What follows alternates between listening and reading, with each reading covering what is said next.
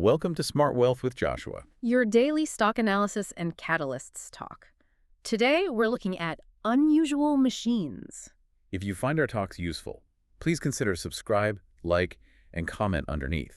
And, if you are actively managing a portfolio right now, you're probably constantly scanning the horizon for that elusive pure play opportunity. Right, something entirely focused. Exactly. Yeah. We're talking about an asset that isn't just dipping its toes into a lucrative emerging sector, but a company whose entire operational model is just fundamentally submerged in it. So Yeah. today we are focusing on unusual machines. Yeah, and we are evaluating this company entirely through the lens of a defense-focused asset. Which is key for wealth building in this sector. Right. We want to understand the mechanics of their business, the massive industry tailwinds they are attempting to capture, and ultimately, whether this warrants a position in your capital allocation strategy. So to start us off, what stands out immediately with this company, at least to me, is how clearly they're attempting to construct a highly specific competitive moat. Oh, absolutely. When evaluating any defense investment, the barrier to entry is everything. It's the whole game. And for unusual machines. For them, their entire foundational moat is built around NDAA compliance.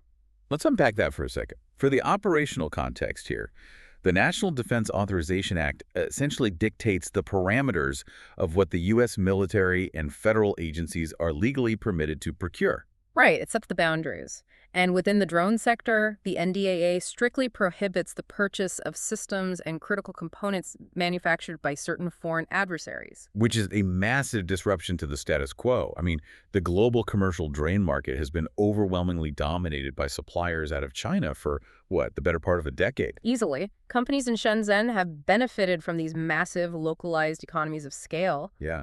So with those major foreign players effectively banned from federal contracts, how exactly is Unusual Machines stepping into that void? Well, that ban creates an artificial, highly lucrative vacuum in the market. A vacuum for domestic suppliers. Exactly. The competitors who dominate the commercial market, they simply cannot touch these U.S. defense contracts. They are locked out by federal law. So Unusual Machines is aiming to fill that precise vacuum by manufacturing U.S.-made NDAA-compliant drone components. And we are talking about the critical internal architecture of a drone here. Yes. The motors, the flight controllers, electronic speed controllers, specifically their Rotor Riot Brave model. It's essentially the muscles and the nervous system of the aircraft. Because a drone, especially a modern tactical drone, is basically just a flying computer. That's a great way to put it. If you don't control the manufacturing of the flight controllers and the motors, Yeah. you really don't control the drone's security. You don't. But building these components stateside isn't just flipping a switch. Right. It takes time. So what does the actual transition to domestic manufacturing look like for them? It requires an enormous amount of physical infrastructure. That's Yeah. always the hardest part to scale, because you can't just be NDAA compliant on paper. You need the actual factory. Right. You need the physical capacity to produce these components at a volume that satisfies military procurement cycles. To address this, they are making an aggressive move toward domestic vertical integration. Which involves some serious real estate moves. It does. They recently secured a 25,000 square foot warehouse, and more importantly, they are building out a brand new motor manufacturing facility in Orlando. And when does that come online? That is scheduled to come fully online in late 2025. Okay, so they are trying to onshore an entire supply chain that has traditionally lived overseas. Yep. Which is incredibly ambitious. But they aren't starting from absolute zero here. They already have some established footprint in the commercial space to lean on. That's a crucial point. Their foundation is built upon established, highly respected brands in the consumer and enterprise markets. Like Fat Shark. Exactly. They own Fat Shark, which is an absolute legacy leader in first-person view or FPV goggles. They also operate the Rotor Riot e-commerce platform. Got it. So they have this existing ecosystem. Right. The strategy here is leveraging that deep existing consumer brand power and technical expertise to fund and facilitate a hard pivot into the defense sector. Now, having that consumer base is great for cash flow. But if we are analyzing this purely as a defense asset for your portfolio, we need to look at the institutional traction. We need to follow the money. Exactly. Who is actually buying these NDAA-compliant components? Huh. Have they managed to land any Tier 1 military clients yet, or is this still entirely speculative? They are definitely putting points on the board. The recent contract wins validate their emerging status as a Tier 1 supplier. Give us the numbers. For instance, they recently secured a massive $12.8 million defense order for Strategic Logic's RRSL drone systems. Wow, okay. They also landed an $800,000 order for high-performance components from Red Cat. Those are serious numbers, Yeah. especially that 12.8 million. Rare. But what about direct military application? Are these components actually making their way to the battlefield? Yes, and this is where the operational validation really comes in. They are currently supplying 3,500 NDAA-compliant motors directly for the U.S. Army's 101st Airborne Division. For the 101st Airborne, that's huge. It is. These are specifically designed for their ADE version 1.01 drones. Okay, for those who might not spend their weekends reading Pentagon procurement manuals, what exactly is an ABE version 1.01 and why does 3,500 motors actually matter? The ABE is a specialized tactical drone platform. It's utilized for highly specific airborne infantry applications. Think reconnaissance, situational awareness, operations in highly contested environments. Makes sense. Since these are likely quadcopters, 3,500 motors roughly translates to outfitting nearly 900 drones, plus, keeping inventory for spares and maintenance. So it's a massive fleet. Exactly. When an elite unit like the 101st Airborne is flying your motors, that serves as the ultimate stamp of operational approval in the defense sector. That definitely changes the narrative from a speculative idea to an operational reality. It does. Furthermore, we're seeing their key customers, like Envision Technology and Strategic Logics, being officially selected for the Army's PBAS Tranche 1.1 program. Let me stop you there. PBAS Tranche 1.1. Again, translating from military jargon to investment strategy for our listeners, what does that signify for unusual machines? PBAS is a phased procurement and acquisition initiative. Moving into Tranche 1.1 essentially means the military is advancing these systems past the initial testing and prototyping phases. So it's moving into real-world use. Exactly. They're moving into early operational deployment and scaled purchasing. Because Unusual Machines supplies the core components for the companies selected in this tranche, their revenue potential is directly tied to the scale of that Army deployment. Okay, but that massive production requirement naturally leads to the elephant in the room, Right. the balance sheet. Right? Because as impressive as those contracts are, I have to play devil's advocate here. Yeah. Looking at the financials, there's some glaring red flags that would make any risk-averse investor sweat. Fair enough. Let's look at them. Unusual Machines is very clearly a development stage company. Their earnings per share currently sits at negative $3.69. Yeah. And even more concerning, their EBITDA is deeply negative at $35.61 million. That's a big number. A negative $35 million EBITDA on a company of this size. Mm-hmm. Are we looking at a severe dilution trap here or a fundamental bankruptcy risk? It's the most critical question you can ask. And it requires parsing out the difference between structural insolvency and hyper-aggressive capital expenditure. Okay, break that down. The bear case is obvious. The burn rate is incredibly high. You won't see a single cent in dividends. And there are absolutely no stock buybacks on the horizon. The yield is 0.00%. Right. However, if we look at where that capital is bleeding out, it's not being lost to operational inefficiencies. It's being aggressively channeled into fixed assets and capacity. So you're arguing this is the classic growth phase dilemma. They are burning cash, but they are burning it to build the physical Orlando facility in that 25,000 square foot warehouse. Precisely. When you land a $12.8 million order backlog, you cannot fulfill that out of a garage. Yeah, that's not happening. You have to spend millions to build the physical infrastructure to deliver on it, especially when you are attempting to replicate a manufacturing process that previously relied on the massive industrial scale of Shenzhen. You're rebuilding an ecosystem from scratch. Right. And we're also seeing strategic supplier agreements being formed, such as the one established in December 2025 with Dynamic Aerospace Systems. Which indicates what? These indicators suggest that the capital being burned is actively flowing into growth. They are securing supply chains and expanding production capacity to eventually fulfill these high-margin component orders. Okay, so the thesis relies heavily on the belief that once the Orlando facility scales up in late 2025, that negative EBITDA flips as the fixed costs stabilize and the contract revenue starts pouring in. That is exactly the operational thesis the market is currently weighing. Let's look at how the broader market is interpreting that risk versus reward. by breaking down the technicals and the institutional sentiment. The price action here has been incredibly volatile. Definitely. We are looking at a 52-week range that has bounced from a low of $4.45 all the way up to $20.15. That's a massive swing. It tells you immediately this is a high beta play. But the bullish momentum has been undeniable recently.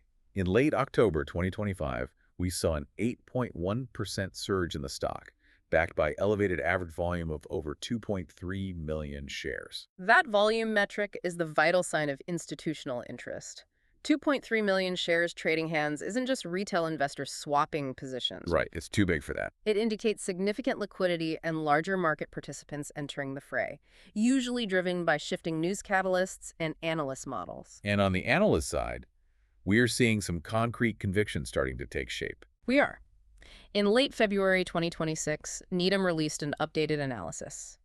Austin Bolig reiterated a buy rating on the stock and maintained a $20 price target. That's a strong signal. For an institutional firm like Needham to firmly plant a $20 flag in the ground on a stock with this level of historical volatility, it provides a strong psychological anchor for the market. It signals a belief that the underlying contract pipeline justifies the current cash burn. Alongside the analyst backing, I'm always looking at internal corporate signals. What is management actually doing behind closed doors? They've made some interesting moves lately. Yeah. Recently, Drew Camden transitioned from his role as chief operating officer to step up as president. But the move that really caught my eye was their strategic hiring of a VP of supply chain. A very deliberate hire. You do not allocate capital to a VP of supply chain unless you are actively preparing for a logistical nightmare of raw materials coming in and finished high-volume products going out. It's an operational tell. It signals they're moving out of the theoretical design phase and aggressively gearing up for that high-volume manufacturing output we discussed regarding the Orlando facility. Beyond the company's internal moves, there is also a massive macro element pushing this entire sector right now. The geopolitical landscape is acting as a massive accelerant for defense tech valuations. It is the unavoidable backdrop to this entire industry.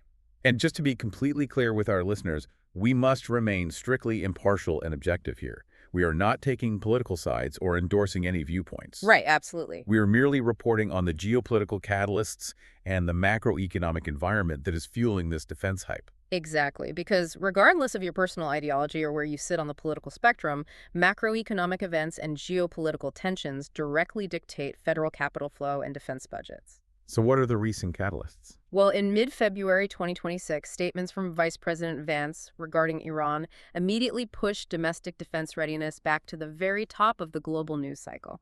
And right around that exact same time, we saw Eric Trump putting high-profile backing behind the Extend IPO. Yes. When you have major political figures generating headlines around international tension and simultaneously drawing attention to defense tech public offerings, it acts as a direct catalyst. It creates momentum. It drives massive speculative hype into the broader drone market. The market isn't reacting to the politics, it's reacting to the projected capital allocation.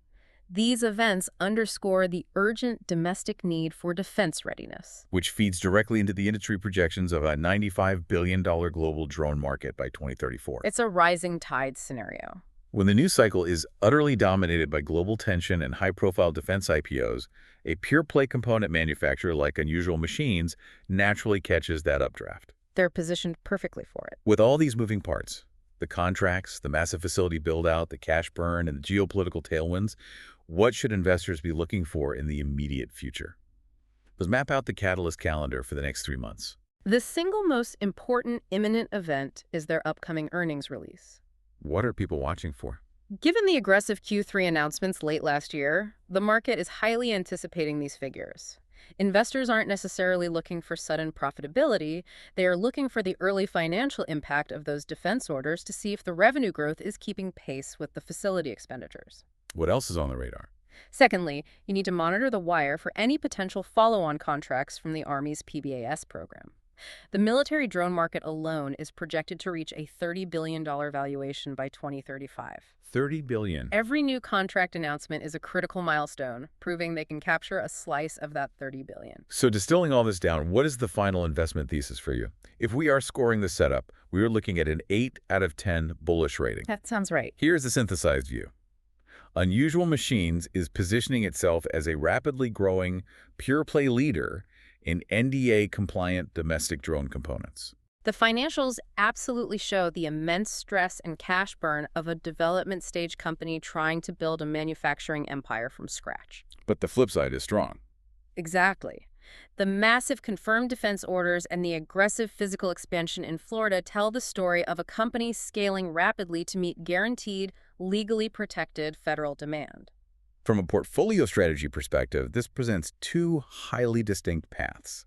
It could serve as a highly active swing trade heading into their imminent earnings report, allowing you to capitalize on the existing volatility, the macro news cycle, and that Needham $20 price target. Certainly. Alternatively, if your risk tolerance allows for the near-term cash burn, it represents a multi-year hold, banking entirely on the long-term systemic adoption of their components by the Department of Defense once the Orlando facility reaches maximum operational capacity. It is a fascinating and highly relevant setup, whether you are playing the short-term momentum or betting on the long-term restructuring of the American defense supply chain. It's definitely one to watch closely.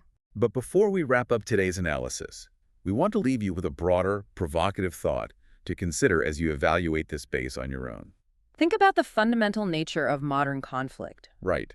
If future warfare, border security, and national defense are going to rely almost entirely on autonomous systems and drone swarms, what happens to the global balance of power when a nation completely loses the ability to manufacture the smallest, most basic components of those drones on its own soil? The simple motors, the speed controllers. Exactly. What happens when you can't even make those? It transforms from a simple supply chain bottleneck into a profound vulnerability that strikes at the very core of national sovereignty. The ability to build the smallest part might just dictate the biggest outcomes. Thank you so much for spending your time with us today. We know your time is incredibly valuable, and we hope this analysis helps you make sharper, more informed decisions on your wealth-building journey. Keep researching, stay curious, and we will catch you next time.